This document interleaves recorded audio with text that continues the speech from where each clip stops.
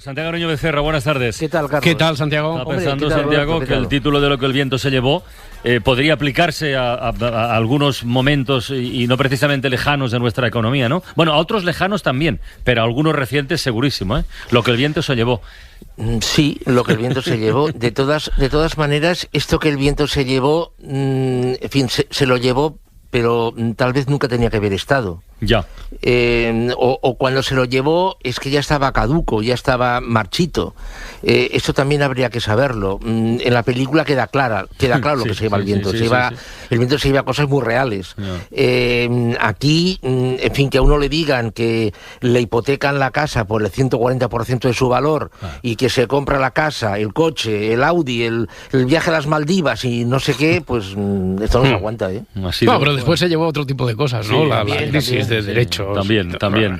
No está mal. Este huracán último no ha estado mal, entre comillas. Oye, el próximo día 1 va a tomar posesión de su cargo Ursula von der Leyen, la nueva presidenta de la Comisión Europea, que ha anunciado una cosa muy llamativa, que va a vivir en un mini piso de 25 metros cuadrados justo al lado de su despacho. A ver, esto llama la atención. Yo le veo dos lecturas posibles, muy obvias. La primera, que se van a ahorrar dinero, porque el alquiler, pues, yo creo que está del orden 4.000 euros mensuales, creo que suelen gastarse en ese tipo de cargos en una vivienda. Y se van a ahorrar en seguridad también, lógicamente. La otra lectura es que se va a llevar el trabajo a casa. No sé si es un mensaje de lo que está por venir, Santiago, si es una especie de metáfora esto que ha hecho o que va a hacer. Bueno, a ver... Lo digo porque seguimos con la ola de rebajas, ¿eh? Sí, yo pienso que evidentemente que hay un simbolismo claro, ¿no? Es decir, el ahorro y tal. Lo que pasa es que esto es una caricatura, porque hasta... O sea, si esta señora lo ha hecho, la pregunta sería porque antes no se ha hecho, ¿no? Entonces, bueno, si se hace ahora por el ahorro, a ver, que va a verlo, pero yo más bien me inclino por lo segundo, es decir, dar la idea de que se está permanentemente al pie del cañón. Al llevarse la casa al trabajo, es decir, permanentemente voy a estar aquí. Pero esto me suena también un poquito, salvando las distancias, a lo de la lucecita del Pardo siempre encendida, ¿no? Estaba pensando en eso, Roberto. Claro. Estaba pensando en eso. Es decir, la señora esta le dicen que hay un problema no sé dónde, está durmiendo, se pone la bata y va al despacho. Y es cruzar una puerta. Sí. O sea, yo creo que tiene, a nivel simbólico es muy importante, ¿eh? O sea, sepan ustedes, europeas y europeos, que siempre va a haber una persona ahí, la presidenta tal, que va a estar al pie del cañón. Sí. Santiago, ¿hemos entrado ya de lleno en tu tercera fase de la crisis, en la del libro?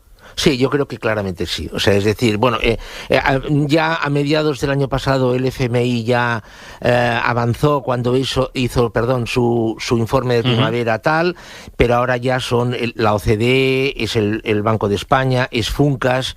Hoy por ejemplo, lo de Funcas realmente me ha dejado perplejo. Me ha dejado perplejo porque el día 16 de septiembre Funcas presentó previsiones... Funcas es la Fundación de Cajas de Ahorro, por si alguien no sabe. Sí, presentó previsiones para el año 19 y 20 de crecimiento, de paro, de déficit, etcétera, etcétera. Y hoy ha vuelto a presentarlas. En la friolera de 24 días... ha variado las previsiones, ha reducido las previsiones de crecimiento para este año en 3 décimas y en 4 décimas para el año que viene. Sí. O sea, esto es, sinceramente, espeluznante. Espeluznante. Claramente yo creo que sí, que ya hemos entrado en la tercera fase de la crisis. Ayer en la presentación de en su puesto, la nueva presidenta del Fondo Monetario Internacional, Georgieva, dijo, dio un dato que pone los pelos de punta. Si no queda claro, por favor, me decís que lo repita. A ver.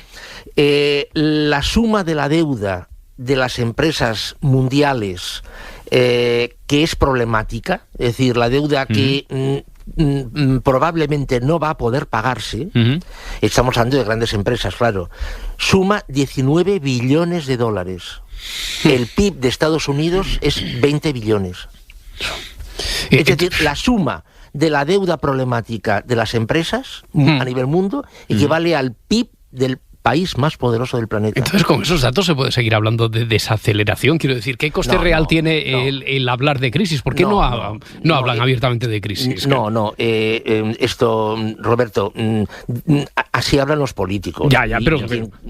Estamos una vez que se ha agotado el efecto ancetas, el efecto estímulo de las inyecciones masivas de dinero, pues han salido todos los problemas que siguen ahí, el exceso de oferta, balance de los bancos que se han de limpiar, el endeudamiento que es impagable. Entonces, bueno, oye, recordemos que la primera vez que en España se usó la palabra crisis fue en una entrevista que El País publicó del señor Pedro Solbes cuando era ministro el 17 de enero del año 2010.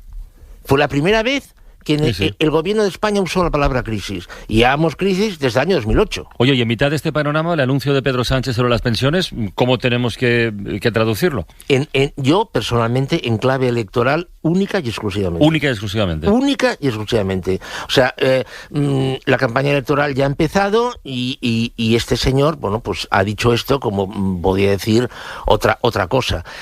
Porque, claro, hablando de pensiones, ahora se ha publicado El Español ha publicado un artículo en el que decía que de las pensiones que se pagan, 150 euros de cada pensión se paga un déficit. Entonces, bueno, este año las pensiones, la Seguridad Social va a pedir un crédito de 10.000 millones y el año pasado lo mismo. O sea, es decir, es como si para pagar la electricidad nosotros de casa, pues pidamos un crédito. La proyección de estos datos da bastante miedo, la verdad. Pues la verdad es que sí. Bueno, y estamos al principio, porque a medida... Yo estoy convencido que se está frenando la situación de cara a al menos hablando de España, a las elecciones del 10 de noviembre. Bueno, oye, pues hablemos de tecnología, hablemos de seguridad. Cada vez más empresas hacen uso de la nube para alojar la información, los datos de clientes, de empleados, documentos, etcétera. Hoy en esta sección que dedicamos cada 2 semanas a la tecnología, vamos a hablar de la importancia, eso es muy, muy relevante, de establecer una interconexión segura con la cloud. A ver, Lucía Taboada. Si es dueño de una empresa que ha expandido su negocio de forma internacional o si ha decidido alojar su información en una cloud pública, ha de tener muy en cuenta la seguridad en sus comunicaciones. Una empresa que antes tenía un servidor de correo en casa y ahora decide alojar su correo en la plataforma de Office 365 de Microsoft. Bueno, pues en ese caso, ese correo está fuera de sus oficinas y hasta que los mensajes llegan hasta allí, están viajando por redes públicas. Nosotros les recomendamos que alojen ese correo en una nube pública, pero que lleguen hasta ella a través de conectividad privada. Ana Herrero, responsable de voz y datos para el Pymes de Telefónica Empresas, nos explica qué es exactamente una red privada. Es una red segura que permite la distribución de contenidos solo entre los equipos que forman parte de una empresa. La seguridad es una de las principales razones para que su empresa tenga una red privada, pero hay más, como la disponibilidad. En Internet podemos sufrir cortes, podemos sufrir pérdidas de paquetes, mientras que aquí la disponibilidad de la red es mucho más alta. Otra ventaja es el rendimiento. En una empresa pues tienes el correo viajando de los empleados, las nóminas, tienes la gestión de pedidos, de a lo mejor los proveedores, pero también tienes el tráfico que cursan los usuarios a Internet. En una red privada puedes hacer que esa red tenga un mejor rendimiento porque prioriza cada uno de esos tipos de tráfico. Todas las empresas pueden sufrir un ataque, todas las empresas deberían velar porque sus comunicaciones sean seguras. Voy a esto último, Santiago. Que los ciudadanos somos vulnerables ya lo sabemos, no hay ninguna duda. ¿Las empresas pueden evitar serlo también o no? Sinceramente. A ver, Carlas... ¿O pueden intentarlo? Sí, en esta sección hemos hablado de cosas muy interesantes, pero bajo mi punto de vista, esto que ha salido hoy es posiblemente de lo más interesante, una de las cosas más interesantes que hemos dicho. A ver, hay muchísimas empresas y particulares que instalan en su casa o en su sede antivirus, firewalls, cortafuegos y de todo. Y está muy bien que lo hagan, está sinceramente muy bien. Lo que pasa es que si envían algo a otro sitio o reciben algo de otro sitio, en ese camino, ¿quién lo protege? Claro. Bueno, pues ahí, en el camino, es donde se producen cantidad de injerencias, de entradas y de pirateos. En el camino. Porque en el camino tu antivirus pues no hace nada. O sea, ese camino tiene que ser protegido. Es fundamental que esté protegido ese camino. Es absolutamente fundamental. Y que sea seguro, que tengas la seguridad de que ahí no te va a pasar nada. O sea que, claro, para un particular es complicado, sinceramente. O sea, es complicado. Si tú me envías un mail a mí, pues bueno, pues no sé. A nivel particular, otra cosa es que me lo envíes desde la SER y tal. Pero claro, pero a nivel de empresas, vamos, esto sí o sí, Pero sí, Haz crecer tu negocio. Todo resulta más fácil con Telefónica Empresas, tu partner integral en la transformación digital. Santiago, un minuto para lo último. ¿Verdad o mentira? Una aorta impresa en 3D. Totalmente verdad. Se ha impreso una aorta para hacer un trasplante a una persona. Entonces, claro, esto ¿qué va a suceder? Bueno, pues que tráqueas, también se han hecho impresiones de tráqueas. Claro, el futuro, ya lo hemos hablado, es la impresión de órganos. ¿Y se ha hecho en España? Sí. O sea, claro, la pregunta no es esta. O sea, tecnológicamente se puede hacer. La pregunta es, ¿cuándo esta tecnología bajará suficientemente el precio para que sea accesible para todo el mundo? ¿Puedo preguntar otra cosa? Dime. ¿Algún día bajará el precio para que pueda ser asequible para todo el mundo? Mi opinión personal es que no. Pues, joder. La solución es la impresión, pero de dinero, entonces. Dale a la máquina, Santiago. Santiago Niño Becerra, hasta la próxima semana. Un abrazo. Carla, Un abrazo. Roberto, Hasta ahora. Adiós.